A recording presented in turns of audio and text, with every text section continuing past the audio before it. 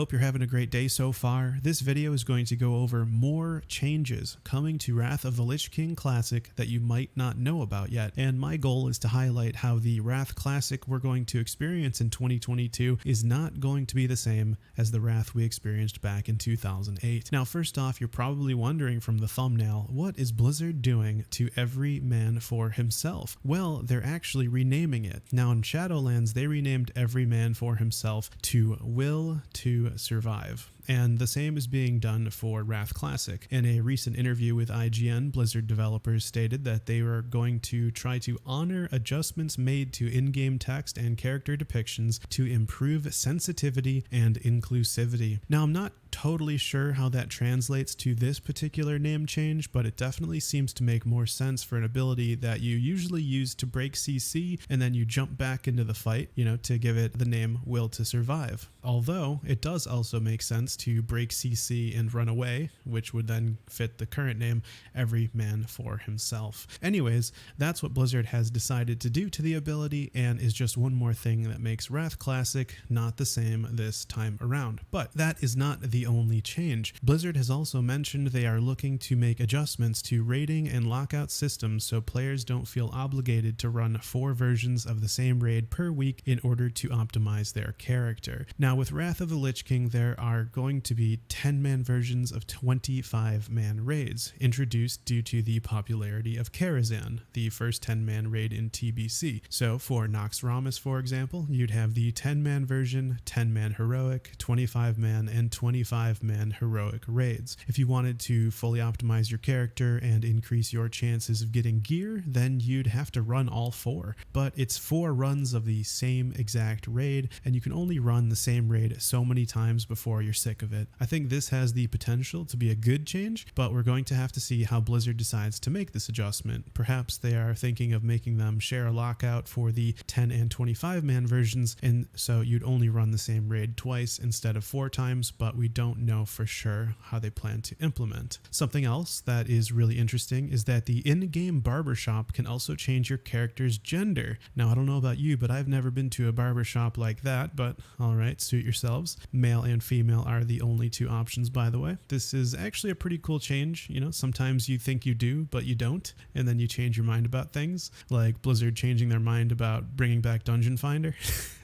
But anyways, if you haven't heard already, everyone who has a character in Burning Crusade Classic must move on to Wrath of the Lich King Classic. So this will be happening automatically. There will be no so-called Era Servers for TBC Classic, and when it comes to seasonal realms, much like Season of Mastery, they are planning on potentially doing this, but for TBC Classic, they have not ruled it out. But if it does happen, developers have said that it won't happen for a long time. So don't hold your breath on those TBC Classic Era servers. Now, beside recent Blizzard announced changes, there's also the fact that server imbalance is so bad right now that the World PvP event Wintergrasp will be very different from before. There was a buff the minority faction would get that would give them a better chance to win because they're outnumbered, but with the astronomical imbalance that we face today, that buff surely will not be enough. And this is a really important World PvP event. By holding Wintergrasp, you're able to buy gear, enchantments, and other miscellaneous items from vendors,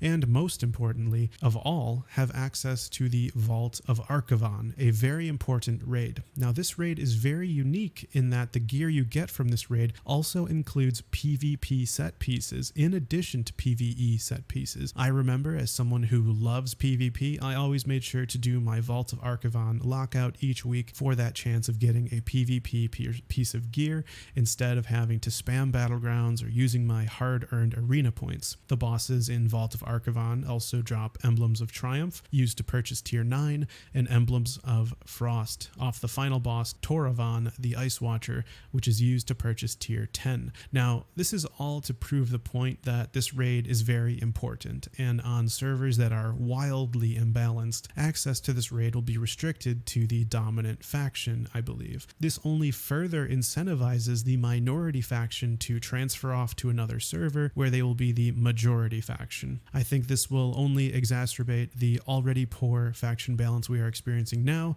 if Blizzard does not intervene and come up with a solution. Now, another massive change that it feels like the majority is overlooking is the class balance patch of 3.3.5. Now, the main obvious side effect of this is that we won't re-experience Death Knights being incredibly overpowered at launch, or in our case, during pre-patch. But what do I mean by overpowered exactly? Well, for one, there was a talent on the 4th tier of the unholy talent tree called Shadow of Death, which whenever the Death Knight died, if that ever happened, the Death Knight would return as a ghoul to keep fighting for 45 seconds. This is insane, and it also worked in Arena. Death Knight was so broken that entire groups could just be Death Knight and clear dungeons themselves, and Death Knight's only pre-mades could sweep the floor with the other team in Battlegrounds. There's so much more. Death Pact, the heal for 40% of a Death Knight's health, could critically heal, giving them back basically their entire health bar. Blood Aura, which caused all party and raid members to be healed for 4% of the damage they deal at all times, was still in the game. Chains of Ice was a snare. The main effect of making it not a snare was so that targets of Chains of Ice wouldn't have to reissue a movement command to continue moving once it came off. That was sort of why it was so powerful. Anti-Magic Shell had unlimited spell damage absorption while it was on. Raise Ally could be used in Arena, along with Army of the Dead, and it did 50% more damage than it does now. Heart Strike also did 100% of the damage to secondary targets instead of 50%. Frost Strike actually could not be dodged, blocked, or parried.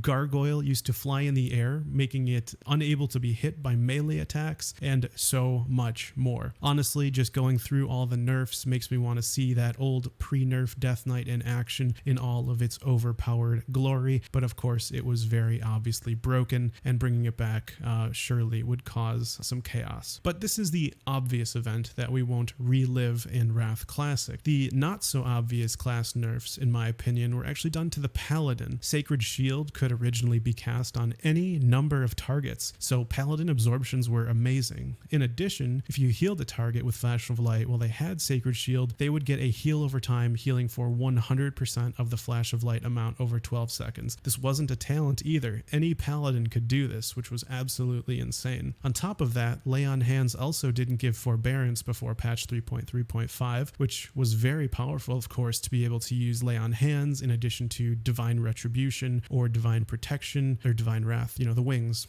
And really, this was just scratching the surface of all the class changes. And to be honest, it could be an entire video on its own where I go through all of the class balance changes that happened over the duration of Wrath. But this is really just another reason why Wrath Classic will not be the same as how it was back in 2008, for better or for worse, depending on your opinion, but simply that it will be a different experience for sure. Now, when it comes to a Wrath of the Lich King Classic release date, we may have some hints based on a new Wrath Classic set of merchandise being offered on the Blizzard store. The World of Warcraft Arthas replica helm, which should be called the Helm of Domination replica, not sure what happened there. It has a product description saying that it won't be available to ship until approximately October 2022, which does line up with right about when we would expect a Wrath of the Lich King Classic release date. You'd get 1 month of Sunwell Plateau on the PTR, about 4 or so months with Phase 5, and around 2 to 6 weeks of pre-patch. Does lend itself to an October 2022 release for Wrath of the Lich King Classic. All speculation, of course, based on some product descriptions. So that's all the news I have for you this time. Hope you enjoyed it. Subscribe so you don't miss the next video, and don't forget to hit that like button. Thanks a lot, and take care.